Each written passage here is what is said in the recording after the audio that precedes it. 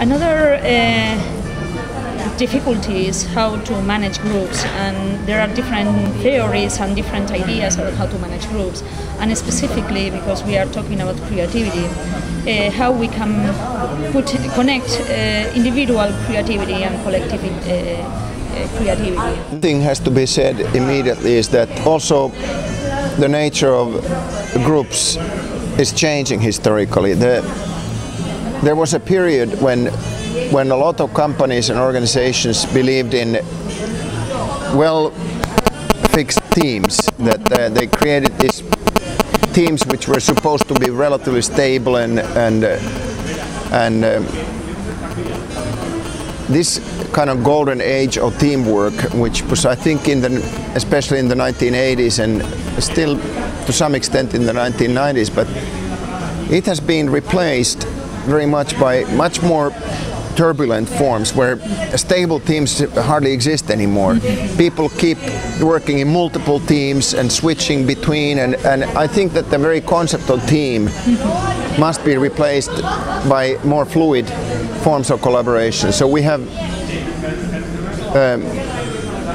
proposed the concept of not working with a K, where you think that there is a field of various activities which must come together and form a knot when there is a need, and then be able to dissolve the knot again and come back in a different combination. So this very fluid form of changing forms of collaborative knots is, I think, at the moment what people need to learn to manage, and that is extremely difficult because in this type of networking there is not a stable center.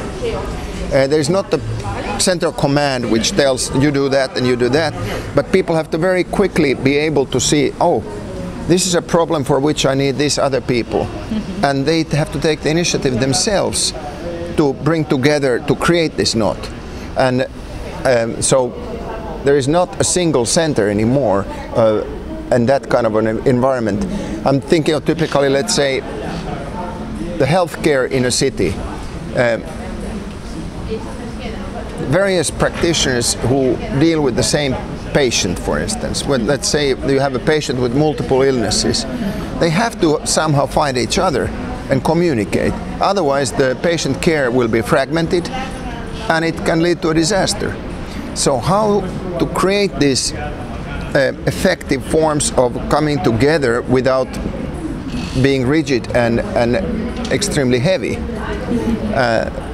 So this kind of very fluid forms of not working, I think, are increasingly necessary, especially in fields where also the clients or the patients need to become part of the work.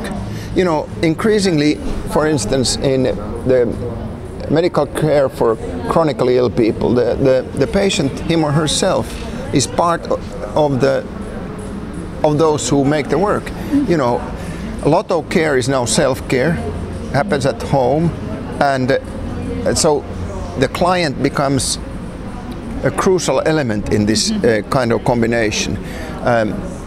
So you could also call it something like co-creation or co-configuration of where there is the participation of the client or customer or the patient is of crucial importance in the production of good results. And the management structures in organizations are usually not very good for this type of work. So there's the